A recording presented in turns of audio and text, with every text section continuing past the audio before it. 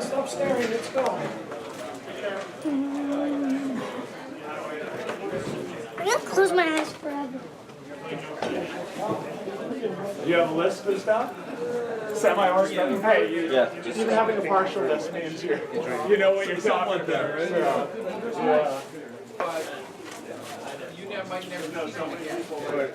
What do you think? It's around a 5? 5.5. 5.5. I mean, it could be a fine, but I don't know. I don't think it is a fine. It's about a 5.5.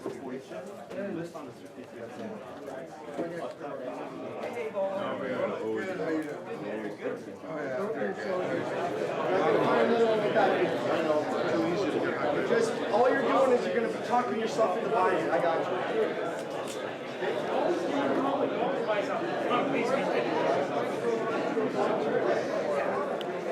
Nice. All of these for 40. They're all fantasy masterpieces. Nice, yeah.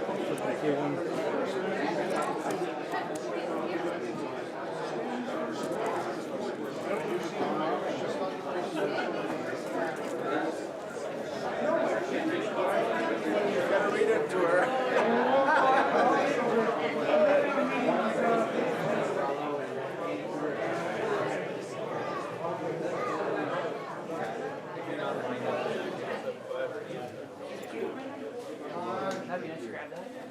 The winning number is 7, 8, 9, 6. 7, 8, 9, 6. 0. 7, 6. Holy smokes!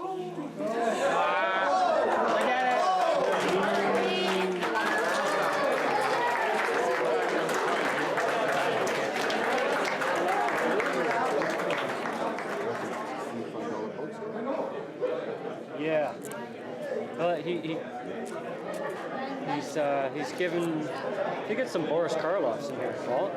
These are kind of neat.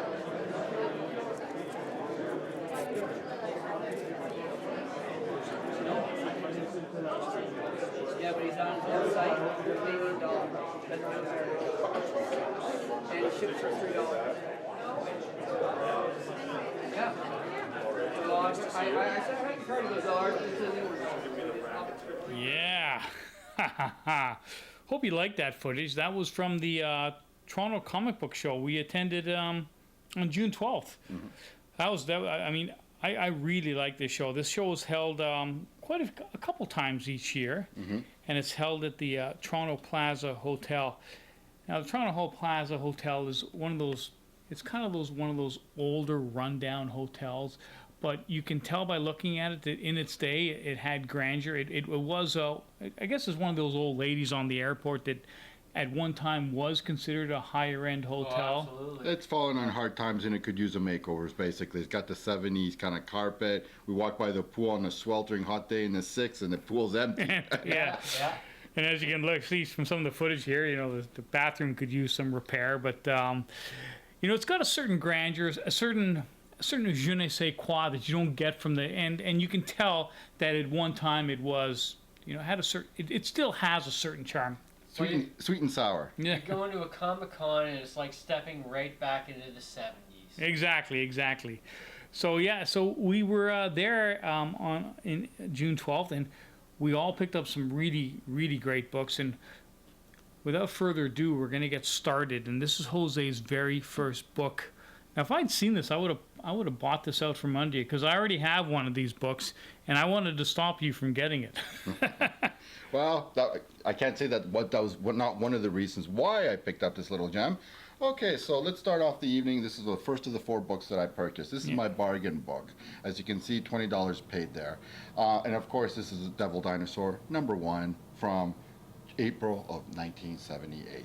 And of course, as anybody can recognize that, of course, is a Kirby cover. Okay, so this is a fun book, and I don't know if I've ever described the book that I've showcased in these shows before as fun, but you know what? I couldn't help but have a smile on my face when I purchased it. $20, I got 10% off, $18 paid, so I basically paid nothing for it. What is that in the U.S.? $14, something, I don't know. So Devil Dinosaur, And his insatiable ape-like friend Moonboy are, of course, natives of a dinosaur world. It's a version of Earth in a parallel universe, and where dinos coexist with primitive human beings. Now, of course, this book was created during Jack Kirby's third stint or go-around at Marvel, which lasted from 75 to 78. He scripted and penciled all 9 issues of the first series, which was unfortunately commercially unsuccessful, and it only lasted 9 months, from April, December till 78, before it was being canceled. Yeah. After the cancellation of Devil Dinosaur, the characters' appearances were relegated to just one-shot comic appearances, cameos, and supporting roles in other series. But, again, I love the cover. And you know what? I've noticed, because I've been picking up a lot of 70s Kirby, and his style as he grew older, and this is from 78, I mean, this is very late in his career, it got looser, it got less, you know. Yeah. It's almost like he's tired. Well, no, it's not that he's tired, it's just that he's been doing this since the 1930s, and he doesn't have to put the kind of same, I don't want to say effort, but he, like I said, he knows exactly what he's going to put on the page, and you can see by it in this cover how loose it is. Like I said, he doesn't. It's not tight. It's just free and it's expressive. It's a very, very good cover, and like I said, I mean, that's what gravitated towards me. Like I said, I really had a smile when I forked over my $20 and could not be happier. Well, of course, another bonus, of course, is like I have this book and I don't have to envy Paul for having it. Well, I think the comic book community in general appreciates this book, because if I remember correctly, in one of your DK publishing books, this book not only is displayed, but if I'm not mistaken, it has a full page spread. Yes, another of the books that I don't do showcasing, I'm only showcasing 4 books, is also got a full page display on Yeah. it. But like I said, great pickup, $18, could not be happier. Late Kirby. One last note, like I said, I was reading about Kirby lately, King Kirby, as he should rightly be called. And it's kind of a sad thing, actually, when you think about his career and stuff like that, all the disappointment he had. I mean, he had to sue Marvel. I mean, basically, they were very cavalier with artwork. People didn't consider it worth anything back then. And out of the estimated 10 to 20,000 pieces of original art, he ever got only back a fraction of them, like between 1,000 and not even 2,000, 1,500, 2,000 pieces. All the rest of them were basically given away, squirreled away, given as gifts, or sold under his eyes. He never obviously collected royalties. In the 80s, actually, I didn't know this about them. He went to work for film studios for Hanna-Barbera. He worked actually as a consultant for that Thundarr the Barbarian series, which actually I am picking up. I just bought that recently, and I got the 2 whole seasons on DVD, and I can't wait to see those. So there's my little connection for that. Kirby actually was a consultant and worked on that series. I was a big fan of that series. So was I. Saturday mornings could not be more fun. Oh, wow, Mike. I think this is probably your highest end pickup of the con, wasn't it? Vroom, vroom. I think so. I only knew this book existed a couple weeks ago, and I was surprised to be able to pick it up at the con. For the price that you paid. The price that I paid, it's June 1966, so it's celebrating its 50-year-old birthday. This month. The very month, yeah. And I had it's a lower grade. It's one of the lower grades that I would normally buy, but I just love the cover. It just screams childhood. And when you say lower grade, what are you describing this maybe book? Maybe 4.5 to 5.5 if you really pushed it. Well, at a 5.5, that's a low mid grade. It's not a low grade anymore. And actually, I think you're being a little rough on it. It's not bad. I know you pointed out to me, and we saw it in good light, that it has some staining. And unfortunately, CGC takes very dim view. They really mark you down for staining. Yeah. So I mean, but otherwise, it's still got great, really good eye appeal on it. It's very dynamic, and I love the Wolfman Jack-looking guy driving that hot ride right through the cover. It's a great cover. Yeah. And let me just tell you, it's just such a blast to read. Basically, the Teen Titans have to investigate the fact that children throughout the states are dropping out of school all over the place, and so they have to investigate this, and then they find this hot rod shop who's hiring all these dropouts, and he's building these crazy hot rods for villains to do bank heists and all kinds of evil throughout the United States, and it's got all the 60s jive to it too. Like that guy talks so 60s jive. Yeah. One of the Teen Titans calls Wonder Girl a chick. Nothing wrong there. I mean, it's just like there's no rebuttal there. The book reflects its time in that sense. Absolutely, it's got so much fun factor to it. Oh, So yeah. much nostalgia. Again, I think you know what Oh. that's a good connecting factor between my first book, Devil Dinosaur, and this one. It's you look at it and it's a fun book, and Fun, sometimes fun, fun. there's so much quote unquote work that goes into the research and looking at prices and looking at Yeah. conditions, stuff like that. That you forget that this hobby should be a fun hobby. man. That you enjoy buying a book and reading it, and in that sense, when you can just say that it was a fun pickup, that means it was a good thing. Oh, it's fantastic. Amazing Great- book, Mike. Great read. So this was your big hitter from the con? The biggest purchase? I think so. Yeah. Yeah. But like I said, you said you and our local Pendragon has this copy, but of course at a much higher price, right? Twice the quality, but twice the price. Price. Yeah. Okay. Yeah, what can you do? Yeah. Great, Mike. Mike, thanks for bringing it in. Great pickup. Great pickup. Okay, so now I'm just going to start. I'm going to run through 4 quick books that I picked up. Now, these are all books I picked up at the convention this weekend. At the Toronto Comic Book Show, yeah. And, Love and that cover. none of them are particularly valuable. These are all books I picked up for cover appeal, and absolutely nothing else. Now, the interesting thing about a lot of these books is you'd think they'd be worth something, but they're really not, because one thing they'll all have in common is they're all made in the 90s, and no matter how significant the issue may be, because of the massive printing that occurred in the 90s, pretty much everything is worthless. Sorry to say, but it is. Well, it has very minimal value. When we talk about value, keep in mind, folks, that we're talking about something that's relative, like most things in life. When you're talking about these kind of books, even though there might be something special about them in the sense of having a key factor element to the title, Paul is right that the production of these books was to such an extent that, I mean, it obliterated the demand for them, because no matter how high the demand of this book, there will always be more than enough supply to meet that demand. Also, another factor you have to consider, in the 90s, everybody was taking care of it. Like, people were buying books, but they were not, in a sense, enjoying them, because they would probably go straight from the comic book shop into a Mylar and bag. Speculators, basically. Buying 5 copies. Exactly, and that's what basically gave the comic book companies the idea that there were more fans, there was more demand out there, so they Than there really was. than there really was. Yeah. Now, the first one, again, Batman number 500. How much more significant can you get than the 500th issue? Yet, It's got a good cover. It's nice. It's got a nice cover. It's got the nice foil top to it. It seemed everything in the 90s was foiled. Foiled. Yes. Yeah. Foiled again. And as you can see, I paid 15. $15 for it. But if you look on the Realm, it's worth about $6. Yeah. Yeah. What else can I tell you about it? It came out October '93. Beautiful Joe Quesadilla cover, but if you're buying it, you're buying because you like it and it looks cool. You're In other words, enjoy it. enjoy it, but you're not going to make any money off it. That's for sure. And we're going to go right to the second one here. Ooh. Cover again. Foil cover again with the #1 Spidey nemesis there, the Green Goblin. Green Goblin. Now, this one came out May '93, and this is also the 200th issue for Peter Parker. I still call it Peter Parker Spectacular Spider-Man. Yeah, yeah. But Exactly. at some point along the line, they just changed it to the Spectacular. Spectacular, Yeah. yeah. And it's a 200th issue. It's the death of Green Goblin. It's got a beautiful foil cover. It's got a beautiful cover drawn by Sal Buscema, and it's pretty much worthless. Again, paid $10 for it, and it's worth about $5 on the Comic Book Realm. The only reason I bought it is because I love the cover. It's a number 200 issue. To me, it's significant, but again, it's typical 90s stuff. Coming out in '93, mass-produced, and what can you say, right? Next. Next one. Man, Another beautiful Oh, foil foil. cover. Ooh, I didn't know this. What's this title? X-Men Alpha? X-Men Alpha. Can you see the, is it showing?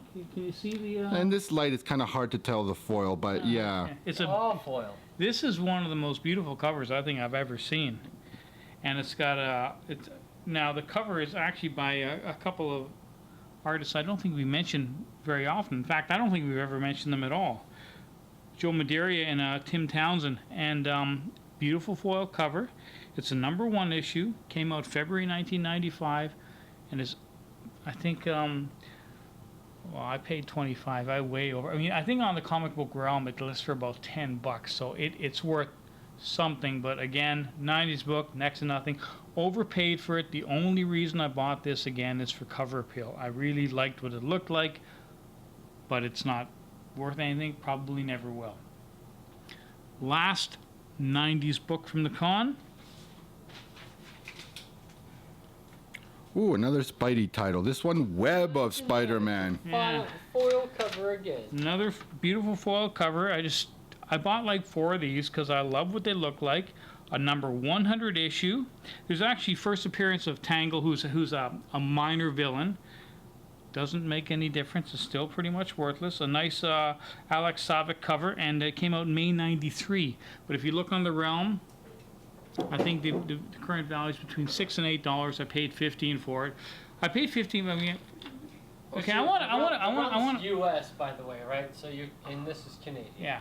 I want to put a shout out to the Batcave because I bought all these off the Batcave, which is one of the new vendors. We've never actually bought off them before. No, I did buy my first book from them, and you were right, Paul. I was going to mention that they would get my vote as the booth of the show or the dealer of the show, and you can tell their titles because the little kind of blurbs and stuff like that. That one's got holy expletive, and the X-Men has awesomeness. So no, it's those little touches though. The quality of the books that he had, the thing that he was knowledgeable and that it was reasonable and willing to bargain makes me vote for him as actually the dealer of the show. If I'd had more money, I would have bought more from him, but unfortunately ran out.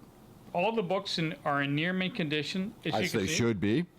All packaged in Mylar, all in very thick archival. That's board. another small thing, but like I said, it's a small indication that the dealer is a higher end, or he's pitching at a higher level because he's not forcing you to take a crummy old bag that looks like it's been through the wars and force you to rebag and remylar it. It's come ready as per there, and you don't have to worry about it. Yeah, so that's it. Those are my 4 90s books that are pretty much worthless, so I paid too much for, but I loved them because I thought they were beautiful, so I forked out a few extra bucks and bought them. To each their own.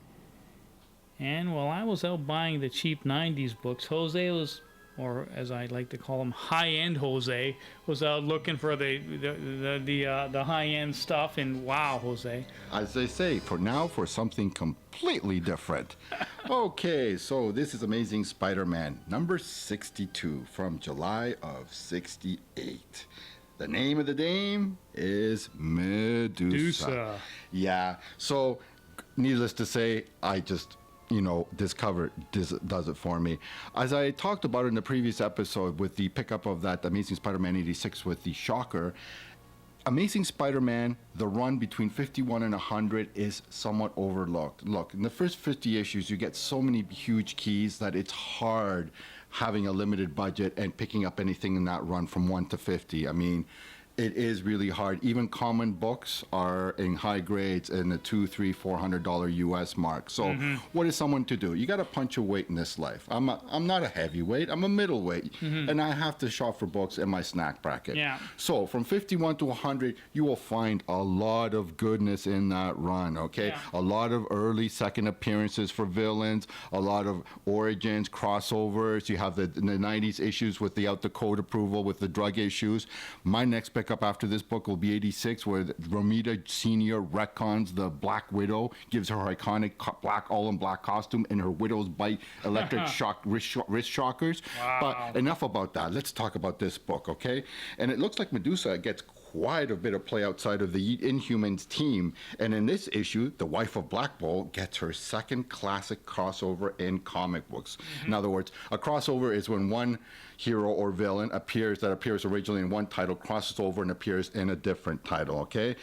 She's the only Inhuman to show up in this main story, and her and the Web Slinger go toe-to-toe in an epic battle. So again, the key noteworthiness of this book is that it is the second Medusa classic crossover. Looks like Medusa's kicking Spider-Man. Yeah, it looks like good old Spidey's having a really bad hair day there. Now, this is a tough to find white cover, okay? Yeah. And when I say tough to find in bone white or really white. Yeah. This book is almost 50 years old. It's from '68. And unfortunately, like I said, it's going to fade and bleach. And when you do find really white copies, you will pay a premium. On the upside, any cracks and breaks of color will be less visible, obviously, in a white cover than it would be in a dark cover. Now, unfortunately, the story behind this book is that good old Spidey is made a fool by somebody named Montgomery G. Bliss and is tricked into fighting Medusa, who was on a goodwill mission on behalf of the Inhuman Nation.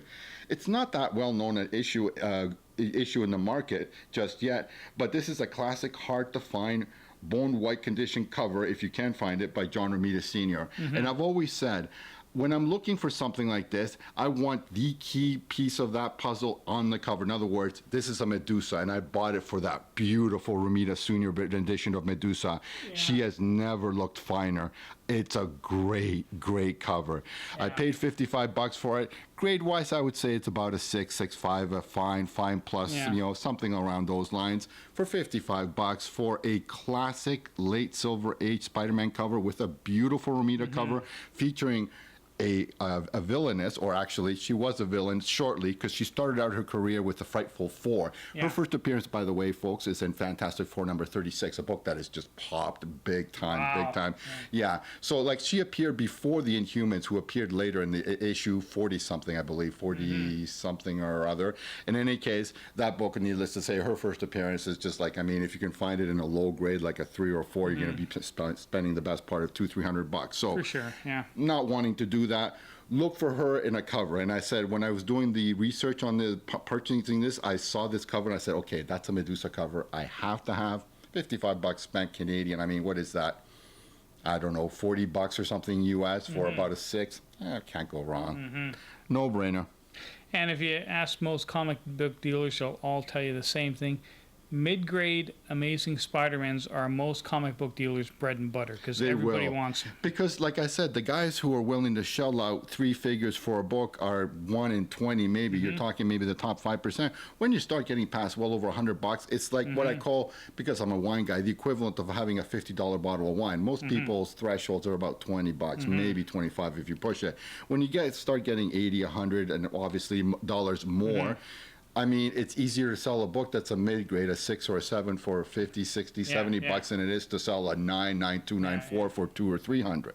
So yeah, it is their bread and butter.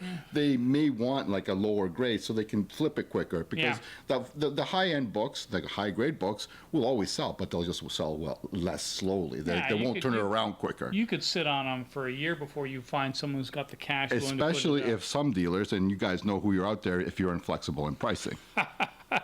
Okay, that's enough of that, Jose. Okay, great book. Thanks for bringing it in. Let's go on to the next one. Next.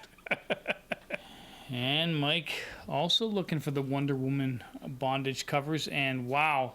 Yeah, I visited these guys at the booth, at the Batcave booth. And, Batcave Collectibles, yeah. And they were pointing out, hey, they got some cool Wonder Woman. You know, I pointed those out to you, Oog. I mentioned them. I think I went through every book that they had in the boxes and that thing. The guy had such good quality stuff that when I saw these, I had to give you a little shrug, and you were right there. Absolutely, man. Because you know, I collect Wonder Woman. And I love his comment there. It says OMG plus, and yes, it's bondage cover here. It's one of those little things that, you know, you get a dealer that kind of like, as you're spending your money, it puts a little smile or a little smile on your face. You know what? That's the thing that you remember after a con, and that's why, like I said, I really need to give a shout out to Batcave. Whenever I go to the next show, I hope I'll see them there because, you know, I will give them my business. They're a good booth with good stuff there. Absolutely, and there's a book that you don't see too often, and it's a you know, look at that. Wonder Woman's tied up to... Yeah, early 200s, man, and it's a pretty clean book, man. That's a nice grade. Yes. Like I said, it's OMG plus, man. OMG plus. Well, it's another thing I found about the Batcave is none of their books were like lower grade. They were all really, really nice. Really I would say they're all between, hell, I don't know, but I didn't find anything that I would consider like a low grade or below a 4. Yeah. And as I'm sure most of the community knows, there's a whole culture out there that collects the Wonder Woman bondage covers, and it's almost like a whole genre in itself. The bondage covers for there's so many of them. They're sought after, and finding them in good condition is not easy, and everybody wants them. So, you know, they always command a premium. Fantastic book, Mike. Thanks for bringing it in. Now, I've been looking for this book for a very, very long time, X-Men number 50, and... Guess who got it first? First to the post. The ones I find are usually too low a grade and overpriced, or a high grade but way more than I can afford. And this book is absolutely fantastic, Jose. Amazing. Well, there is an interesting story actually to this. So we were there at the Toronto Plaza Hotel in Wilson, and one of the times when we went out just to get some fresh air and stuff like that, there's this guy in his canary yellow Corvette, and he's got his trunk open. And he's got some long boxes in there, and he's calling people over. It's like, hey, guys, sorry, man, I was late to the show, man. They're not going to let me set up, man. I got some books in these things. Does anybody want to take a look? Really? You don't have to ask me twice, man. I was in there like a starving man on a bowl of rice, man. So, needless to say, X-Men, number 50. Believe it or not, this is my first Silver Age X-Men. Even when I had that Epic collection when I was collecting back in the 70s and 80s, Yeah. I was a Bronze Age guy. Basically, my X-Men collection started at issue 100 and it went from there to the 300-400s. So, obviously, I wanted my first Silver Age X-Men to be a special thing, a memorable thing, so that you can, you know what, your first, that's the thing you always remember, your first whatever. So I wanted it to be special, and this is a book I love. So For sure. From November of '68, this is the first issue of X-Men that uses the iconic block-lettered X-Men logo created by who else? Jim Steranko. Ranko, yeah. Yes.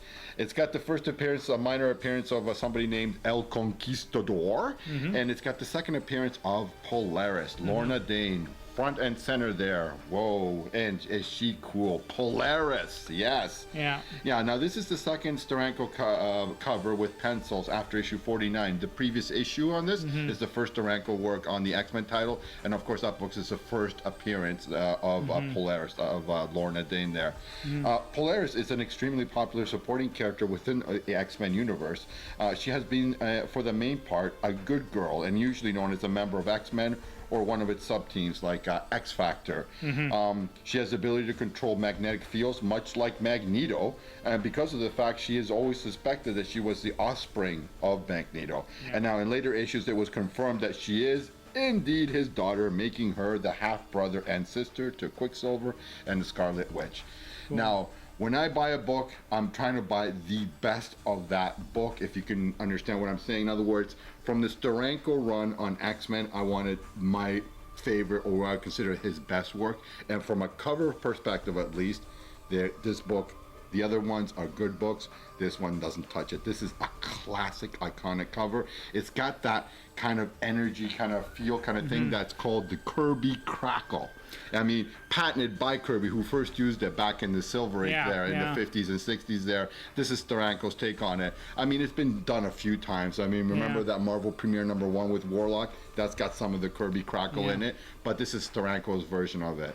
So I might even go so far to say is this I've always just called it the green and yellow cover.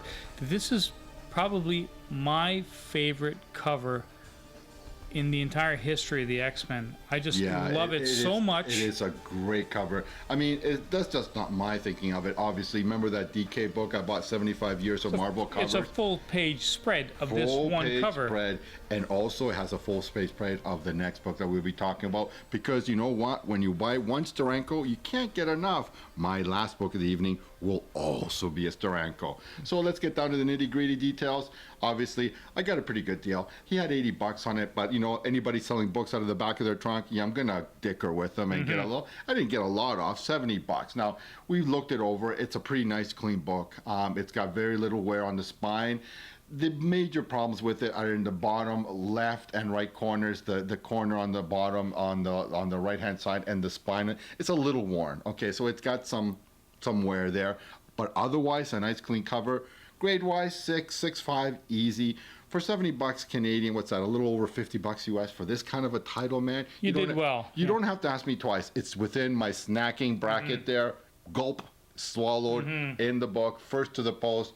I can scratch that itch. I do not have to long for this book anymore. Yeah, and it's in my collection. It's going in the vault, and it's never coming out. And I've got to say the quality or the grade of the book is fantastic. It's a really nice clean book. And the white, I mean, obviously there's some off yellow there, but But you know what? You will see that you look at the X-Men, the letters themselves, and that's pretty white. For a book from '68 that's almost 50 years old, you know what? It doesn't have that defect, like I said. So that's a good indicator. It's a good sign. It's a good, clean book. X-Men in a mid-grade for that price. Can't go wrong. great. Fantastic book. Great find, Jose. Thanks for bringing it in. No problem. You know, this is probably my biggest regret of the entire con because I saw this book first and I was homing and humming about buying it, and I was considering it, and then What happened? Did something distract you? Did a you bird fly bastard. by Well, you? yeah, you know, oh, and I'm, yeah, maybe I should, and anyways, Jose, you scooped this off me, you bastard. Yeah, well, to quote a line back to you that you often repeat to me, iron is not buying. And in this case, you didn't have to ask me twice. I actually ran out of funds. I only bought $150. You guys bought way more books than I did. This is my fourth and last book. That's all I purchased. But I had to go to the ATM. And when I scrambled back there, I found you at the Batcave. The Batcave Collectibles, we mentioned earlier in the show, they get my price for having the best quality books at the best prices, informative, really cool stuff. I wish I had brought more money because I could easily bought a few more titles. But Yeah, we bought most of our material. I think Batcave, we spent more money. you guys there. did. This is my only book from Batcave. But then again, I didn't really go through their stuff as well as I could have when I bought the other books, which is not to say that I have any regrets about the other previous books. I would not trade them for anything. But this Captain America 111 that was there with the classic Steranko cover, man, it was just talking to me, and it was talking. And what was it saying? Buy me. Buy me. Key issue? Damn right it's a key issue. It's a classic Steranko cover. Again, what makes it a classic cover? Everybody who looks at it say it's definitive of its time. Again, when you think about the Nick Fury Agent of S.H.I.E.L.D., it's a continuation of that. And look at the asymmetrical layout of it. Like, it seems bottom heavy with all that action and all that detail towards the bottom of the book, but it's still somehow balanced, you know, Yeah, like I said, and yeah. that's a tough thing to do from a aesthetic perspective. But like I said, definitive cover. Now, he did quite a few really good Captain America ones, so it's harder to say that this is the best because that's a relative judgment. Unlike the X-Men one, which I can, with some comfort and some surety, I can say that X-Men 50 is probably the best cover. Yeah. It's harder to say that for this Captain America one. Still, having said that, most people would agree this is one of the highlights of his run on the Captain America title. He did other good covers, but for me, this is another great cover. I always want to buy the best or my favorite cover, of course. And if I could buy one Captain America, this is the one I was going to buy. Yeah. $85 paid, $70 I paid for it eventually. Now, it's got the usual fading, and when I say fading, it's just off-white cover. Now, white covers are super hard. We saw that with My Amazing Spider-Man early from the show. They're really hard to get when they're really white. And if you do find them with that kind of quality, the dealers will basically really mark them up. So Oh, for sure. Yeah. for under $100 and significantly under $100, again, $70 is about a little over $50 US for this kind of title in this condition. And I would say it would be about a 6.5, maybe a 7 actually. You know what? Again, good deal. 2 Steranko covers, 2 great classic covers, 1 show. I had a great time and I could not be happier. Fantastic. Now, I think I probably asked you this before, but I'll ask it for this book as well, because this is a seminal book. Oh yeah. If you were to buy this book in, like, let's say, like a near mint, like a 9.4 or a 9.6. Then you're talking probably at least $300-400 US and Yeah. up. And Wow. up. And that would be, like I said, a 99294. In that grade, it should have a bone white or a really, really white cover. Yeah. Limited wear. See, Steranko is still managed reasonable because in this hot market, you would think it would be more, and especially with Captain America and the success of the latest Captain America movie, Civil War. Yeah. You'd think this would be more in the minds of collectors, a classic, iconic cover like this. Now, with Captain America, of course, you know he is created originally by Jack Kirby back in 1940, Captain America Comics #1. So, I mean, this character is going back a long time, but this is an iconic cover. And like I said, being a covers guy, I want a great cover, Yeah. and this fulfills that on everything. Psychedelic, 60s vibe, that kind of really bright orangey red thing, the great classic Hydra motifs in the bottom, including that Hydra guy with the 6 arms, kind of like in this kind of clock position there, the classic Hydra shield, the skull with the tentacles, Bucky running, kind of like stepping on that thing. Oh, for sure, And yeah. this green kind of chick with a gun looking over the sun there. I mean, this is all classic great Steranko. And you know what? You look at it and say, it could be no one other than Steranko. Yeah. He was that influential. Unfortunately, his career did not last long, as we've mentioned in other things, but he did leave an influence. Wow. Fantastic, Jose.